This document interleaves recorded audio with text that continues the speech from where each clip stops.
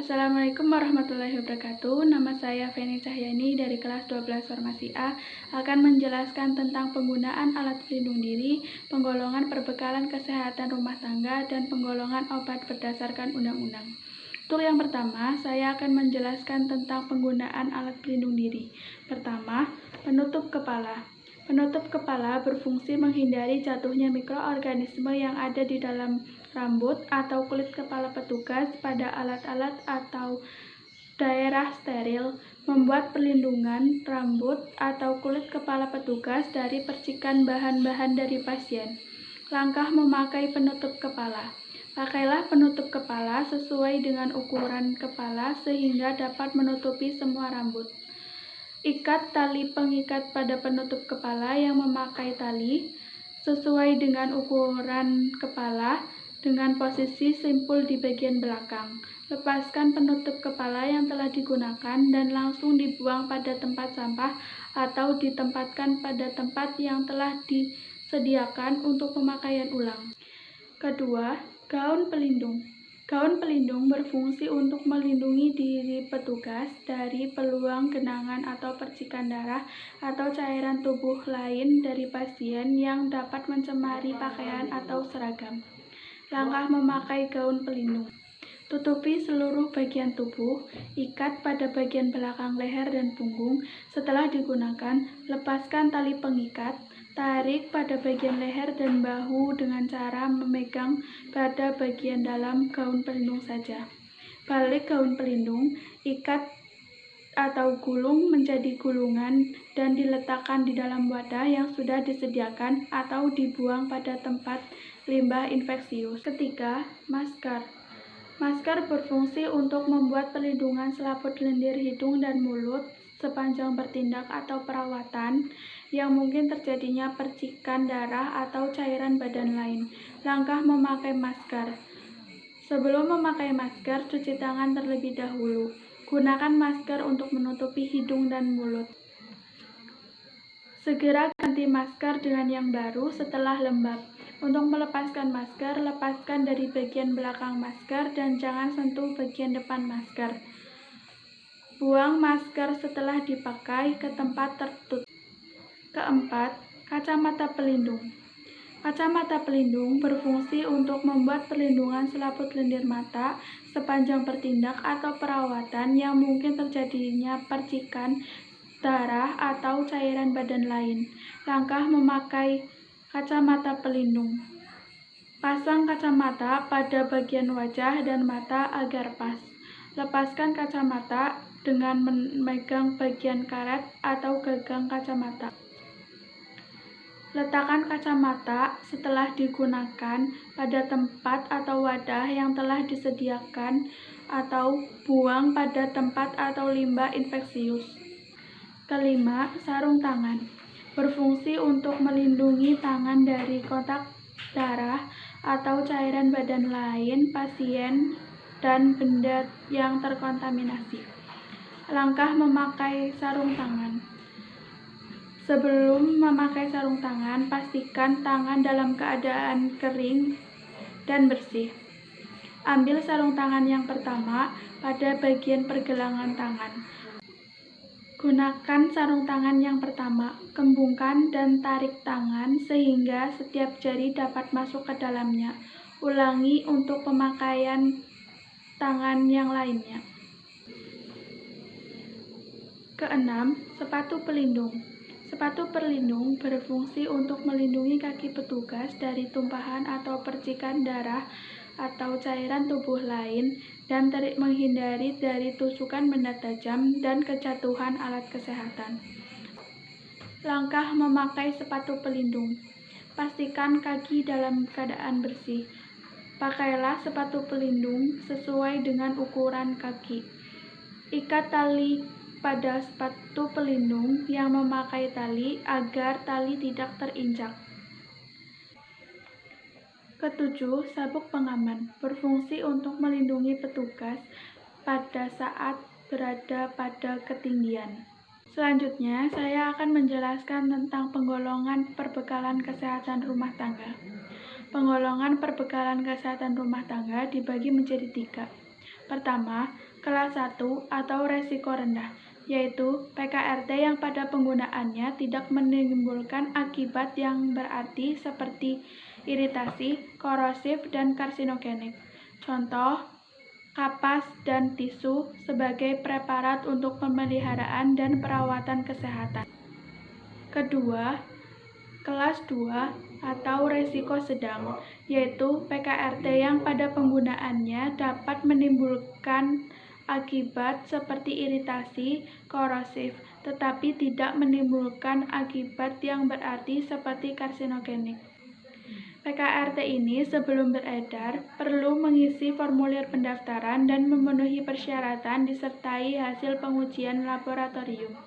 Contoh, deterjen dan alkohol sebagai preparat untuk pemeliharaan dan perawatan kesehatan. Ketiga, kelas 3 atau resiko tinggi, yaitu PKRT yang mengandung pestisida yang pada penggunaannya dapat menimbulkan resiko yang berarti seperti karsinogenik. PKRT ini sebelum beredar perlu mengisi formulir dan memenuhi persyaratan, melakukan pengujian pada laboratorium yang telah ditentukan, serta telah mendapat persetujuan dari Komisi Pestisida. Contoh, anti nyamuk bakar, repelan, sebagai preparat pestisida rumah tangga. Kedua, kelas 2 atau resiko sedang, yaitu PKRT yang pada penggunaannya dapat menimbulkan akibat seperti iritasi, korosif, tetapi tidak menimbulkan akibat yang berarti seperti karsinogenik. PKRT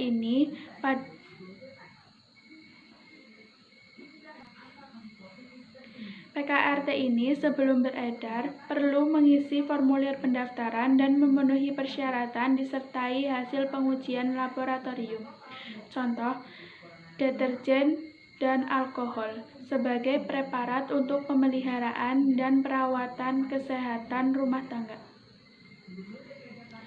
Ketiga, kelas 3 atau resiko tinggi, yaitu PKRT yang pada penggunaannya dapat menimbulkan akibat serius seperti karsinogenik.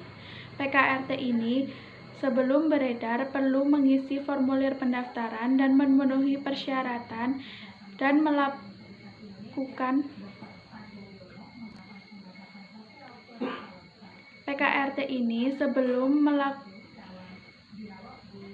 Untuk selanjutnya, saya akan menjelaskan tentang penggolongan obat berdasarkan undang-undang. Pertama, obat bebas. Obat bebas adalah obat yang dapat dibeli secara bebas dan tidak membahayakan bagi pemakai. Ditandai dengan lingkaran hijau dengan garis tepi berwarna hitam. Contoh, paracetamol, guaifenesin, dan aspirin. Kedua, obat bebas terbatas. Obat bebas terbatas adalah obat yang dapat diserahkan tanpa resep dokter dengan penyerahan menggunakan bungkus aslinya dan diberi tanda peringatan P1 sampai dengan P6. Ditandai dengan lingkaran bulat berwarna biru dengan garis tepi berwarna hitam. Contoh obat bebas terbatas. P1. Awas obat keras. Bacalah aturan memakainya. Contoh Neosep, Decolgen, dan Paramex. P2. Awas obat keras. Hanya untuk kumur, jangan ditelan. Contoh obat kumur betadine dan Listerine. P3. Awas obat keras. Hanya untuk pemakaian luar badan. Contoh Kalpanax. P4. Awas obat keras. Hanya untuk dibakar. Contoh rokok anti asma. Ketiga, obat keras. Obat keras adalah obat yang termasuk di dalam daftar G atau Gevaarlijk, yang berarti berbahaya. Artinya, berbahaya apabila pemakaiannya tidak berdasarkan resep dokter.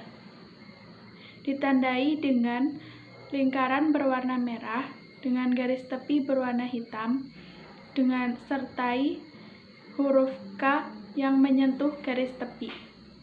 Contoh obat keras: asam mefenamat, amoxicillin, dan loperamid.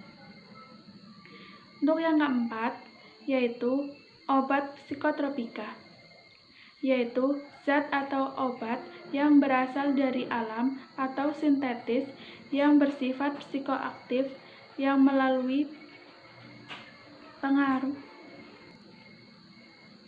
Keempat, obat psikotropika, yaitu zat atau obat alamiah atau sintetis, bukan narkotik, yang berkhasiat sebagai psikoaktif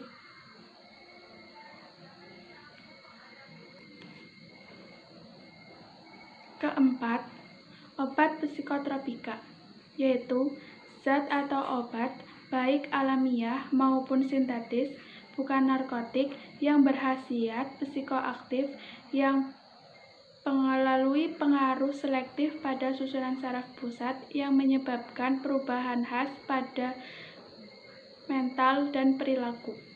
Ditandai dengan lingkaran berwarna merah dengan garis tepi berwarna hitam, disertai huruf K yang menyentuh garis tepi. Contoh, golongan 1, asiklidina, golongan 2, amfetamina, golongan 3, fenobarbital, golongan 4, diazepam.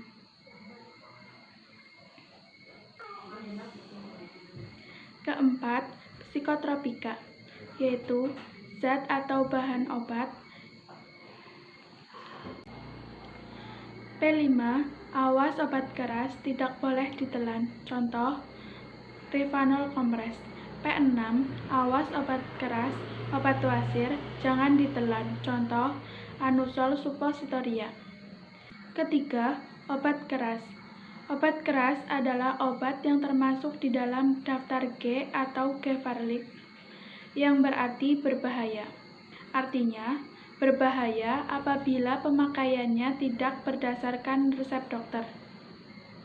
Ditandai dengan lingkaran berwarna merah dengan garis tepi berwarna hitam dengan sertai huruf K yang menyentuh garis tepi. Contoh, obat keras, asamefenamat, amoksisilin, dan loperamid. Keempat, obat psikotropika, yaitu zat atau obat baik alamiah ataupun sintetis, bukan narkotik, berkhasiat psikoaktif melalui pengaruh selektif pada susunan saraf pusat, menyebabkan perubahan aktivitas mental dan perilaku. Ditandai dengan lingkaran merah dengan garis tepi berwarna hitam, disertai huruf K yang menyentuh garis tepi. Contoh, golongan obat psikotropika. Golongan 1, etisiklidina, golongan 2, amfetamin, golongan 3, fenobarbital, golongan 4, diazepam. Kelima, obat narkotika, yaitu obat yang berasal dari tanaman atau bukan tanaman, baik sintetis maupun semisintetis, yang dapat menyebabkan penurunan atau perubahan kesadaran, hilangnya rasa, mengurangi sampai menghilangkan rasa nyeri, dan dapat menimbulkan ketergantungan. Penandaan obat narkotika yaitu palang medali merah. Contoh penggolongan obat narkotika. Golongan 1, opium mentah, ganja, golongan 2, morfina, golongan 3, kodeina. Sekian yang dapat saya sampaikan. Apabila ada kesalahan, saya mohon maaf. Terima kasih. Wassalamualaikum warahmatullahi wabarakatuh.